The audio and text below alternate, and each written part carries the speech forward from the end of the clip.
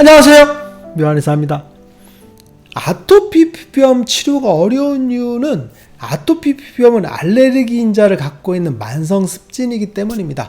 만성습진 하나만 치료하기도 굉장히 어려운데 그게 알레르기와 결합되기 때문이죠. 그러면 관리할 때 왜 어렵냐면 알레르기에 대한 관리를 해줘야 되기 때문에 그렇습니다. 그러면 알레르기에 대한 관리의 핵심은 뭐냐면 음식 관리거든요. 그리고 또 하나는 만성습진에 대한 관리를 해줘야 되는데 만성습진의 관리는 피부 자체에 대한 그런 관리죠. 그래서 상처가 안 나게 하고 그리고 습진의 각질이 잘 생기게 하는 그런 관리들이겠죠. 그래서 음식 관리에 대한 관리, 그리고 각질을 얼마나 오랫동안 유지할지, 그리고 상처가 안 날지에 대한 관리, 이 두 가지가 결합됐을 때 피부염이 잘 치료되겠죠. 그래서 아토피 피부염은 알레르기에 대한 치료를 정확하게 해주고 그리고 만성습진에 대한 치료도 해줘야만이 치료를 성공할 수 있겠죠.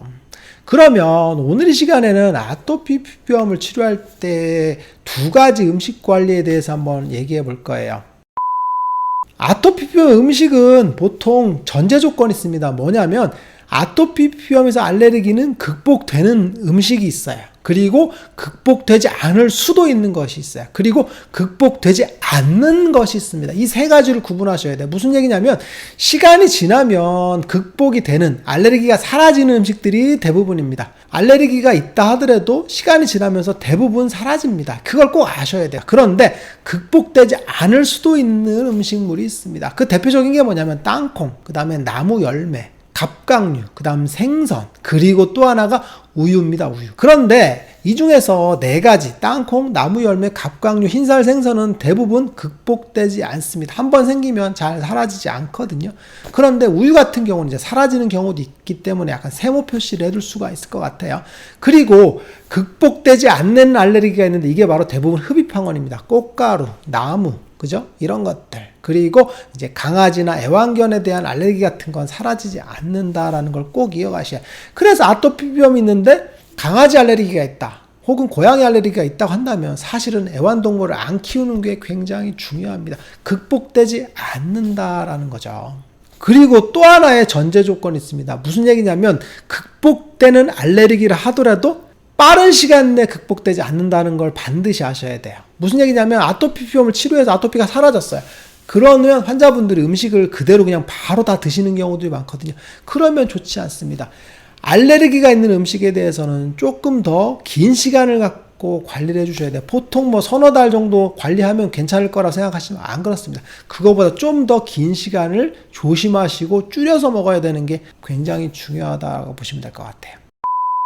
제가 아토피 피부염은 두 가지 종류가 있다라고 했죠. 첫 번째는 알레르기가 심한 아토피 피부염이 있고, 그리고 또 하나는 만성습진의 경향성이 심한 아토피 피부염이 있다고 얘기했죠. 실제로 진료를 하다 보면 알레르기가 굉장히 심하지 않은데도 아토피 피부염 양상이 심한 경우들이 있고, 그리고 또 하나는 알레르기가 굉장히 심해서 피부염 자체는 심하지 않지만 예민하고 변동성이 큰 아토피 피부염이 있다는 걸 많이 보게 되거든요. 그래서 알레르기 경향성이 심한 아토피가 있고 만성습진의 경향성이 심한 아토피가 있습니다. 그 특징을 알아보면 알레르기가 심한 아토피 같은 경우는 첫 번째는 변동성이 굉장히 큽니다. 뭐만 먹으면 혹은 스트레스를 받거나 뭔가 피곤하거나 정신적인 스트레스 받으면 피부 증상이 심해지는 경우들이 굉장히 많습니다. 그리고 두 번째는 전신 증상이 많이 생기거든요. 전신에 가려움증이 생긴다던가 전신 피부가 갑자기 훅 하고 동시에 반응을 하는 경우들이 많죠. 그리고 아토피성 비염이나 아토피성 천식의 경향성을 갖고 있는 경우들이 많고, 그리고 알레르기 가족력을 갖고 있는 경우들이 많죠. 이런 경우들은 알레르기 인자가 큰 아토피 피부염이라고 보시면 될 것 같은데, 대부분은 전신적인 아토피 피부염인데 엄청나게 국소적으로 심하진 않지만 피부 전체적으로 가려움을 느끼는 그런 경우들이 흔하죠. 그리고 만성습진의 경향성을 갖고 있는 아토피 피부염은 반대라고 했죠. 국소 부위가 굉장히 심한 아토피가 있어요. 얼굴만 심한 분들, 그죠? 아니면 목만 심한 분들, 아니면 발만 심한 분들, 국소적인 부분에서 굉장히 심한 피부염을 갖고 있는 그런 아토피 피부염인데, 이거는 이제 만성습진에 대한 관리가 잘못돼서 만성습진이 낫지 않으니까 아토피 피부염이 도망가지 못하는 상태라고 보시면 될 것 같아요. 국소 부위가 굉장히 심한데, 그죠? 피부가 예민하지 않은 분들이 계세요. 이런 분들은 만성습진의 경향성을 갖고 있겠죠. 그러면 아토피 피부염의 음식 관리를 도대체 어떻게 하면 좋을까요? 아까 했던 것처럼 알레르기 경향성을 갖고 있는 분, 그리고 만성습진의 경향성을 갖고 있는 분, 이 두 가지 경우를 모두 생각하셔야 되거든요. 첫 번째는 아토피 피부염 있는 경우는 알레르기 검사를 받는 걸 권장합니다. 마스트 검사라든가 캣 검사를 하게 되거든요. 이래서 알레르기 물질이 내가 뭘 갖고 있는지를 분명히 아는 게 중요합니다. 이건 한 번쯤은 해보시는 게 필요해요. 왜 그러냐면 알레르기가 내가 알고 있는 알레르기와 실제로 우리 몸이 감작된 알레르기가 다르거든요. 그래서 내가 모르지만 조금씩 영향을 미치는 것들이 있어요. 예를 들면 우유 알레르기가 있는데 우유에 대해서 먹어도 아무 문제가 없어요. 그죠? 그런 경우들도 우유 알레르기가 있는 경우들이 많거든요. 그래서 검사상의 수치가 높은 경우를 분명히 아는 게 좋아요. 그래서 3단계, 4단계 정도의 높은 알레르기가 있다면 반드시 피하는 게 좋습니다. 그래서 알레르기를 치료할 때 반드시 회피요법을 하는 게 좋고, 그리고 낮은 단계라 하더라도 조금은 조심해서 음식 관리를 하는 게 좋습니다. 그런데 대부분 이제 마스트 검사 같은 걸 해보면 음식물에 대해서는 잘 나오지 않는 경우들이 많습니다. 특히 성인 아토피 같은 경우는 음식물 알레르기에 대해서 잘 안 나오거든요. 왜 그러냐면 극복된 알레르기라고 했죠. 그래서 시간이 지나면 음식 알레르기는 굉장히 줄어드는 그런 경향성을 갖고 있죠. 그런데 성인 아토피는 낫지 않죠. 왜 그러냐면 만성습진의 경향성이 아토피와 붙어버리는 경우거든요. 그래서 만성습진의 경향성을 갖고 있는 아토피 피부염이 성인 아토피가 많기 때문에 긁지 않고, 그죠? 습진에 대한 관리를 잘 해주는 게 중요할 것 같고, 아이들 같은 경우 이제 검사를 해보면 알레르기가 굉장히 많은 종류가 나옵니다. 근데 대부분 카테고리를 나눠보면 이제 과일이라던가 아니면 이제 땅콩이라던가 이런 부분들에서 카테고리를 나눌 수 있거든요. 이런 경우에 알레르기 수치가 높은 것들은 반드시 피해줘야 됩니다. 이게 계속적으로 감작이 되면 좋지 않거든요.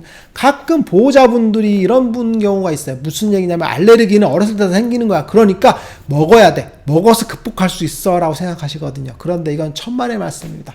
먹는다고 해서 극복되는 게 아닙니다. 알레르기는 기본적으로 감작이 돼서 폭발적인 반응을 일으키거든요. 그런데 이 반응 자체가 낮을수록 좋은 거거든요. 그죠? 긁어 부스럼이라고 했죠. 이 반응 자체를 폭발적으로 일으키면 굉장히 좋지 않습니다. 그게 아토피 피부염화 되는 거거든요. 그래서 감작 자체를 줄이는 게 중요한데 계속적으로 먹게 되면 감작이 많아지죠. 그래서 아토피 피부염이 정말 중증으로 진행되고 사라지지 않는 경우들이 많거든요. 그래서 반드시 회피하는 게 중요할 것 같아요.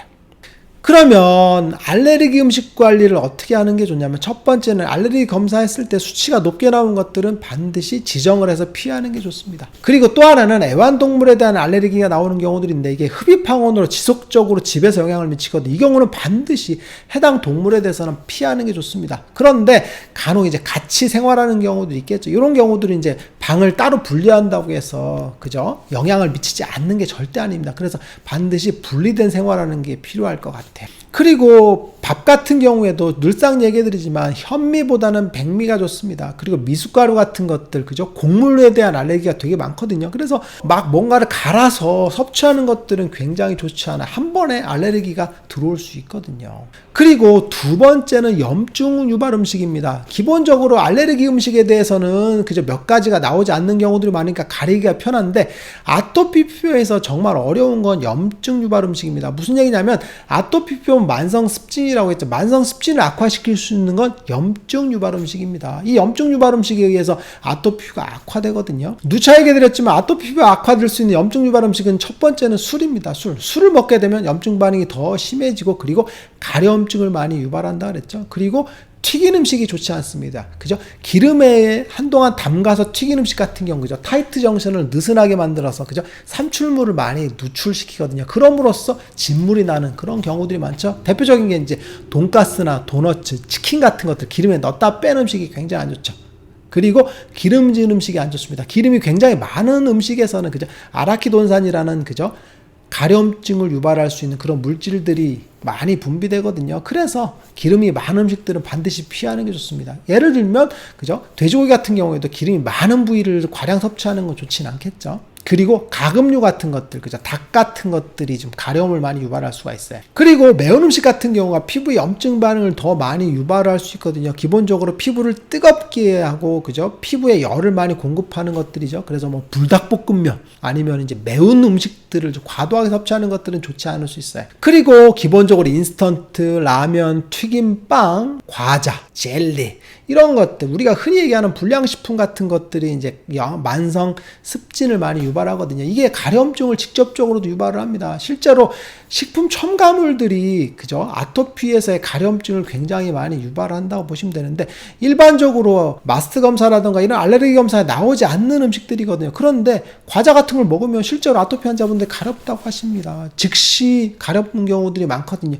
즉 식품 첨가물들이 아토피에는 굉장히 안 좋죠. 그래서 인스턴트 같은 것들, 과자 같은 것들은 피하는 게 좋습니다. 그리고 특히 젤리 같은 것들이 굉장히 안 좋거든요. 그래서 직접적으로 영향을 미친다라고 보시면 될 것 같아요. 그리고 육류 섭취 같은 경우인데, 육류 자체는 사실은 아토피 피부염에서 만성 습진을 폭발적으로 일으키지는 않습니다. 그래서 육류 섭취를 제한할 필요는 없습니다. 그래서 육식을 많이 하셔도 상관없거든요. 대체적으로 보면 기름기가 적은 소고기 같은 것들이 권장이라고 보시면 될 것 같고, 그리고 돼지고기나 닭고기를 드시고 싶은 경우에는 그죠, 수육 형태를 드시라고 그랬죠. 물에 푹 삶아서 기름을 빼고 그죠, 염증 유발 음식에 해당되는 것들을 조금 물에 녹여서 그죠, 건더기 같은 것들 먹는 거 좋겠죠. 그래서 수육 같은 것들은 굉장히 육류를 섭취할 때 권장사항이라고 보시면 될 것 같아요.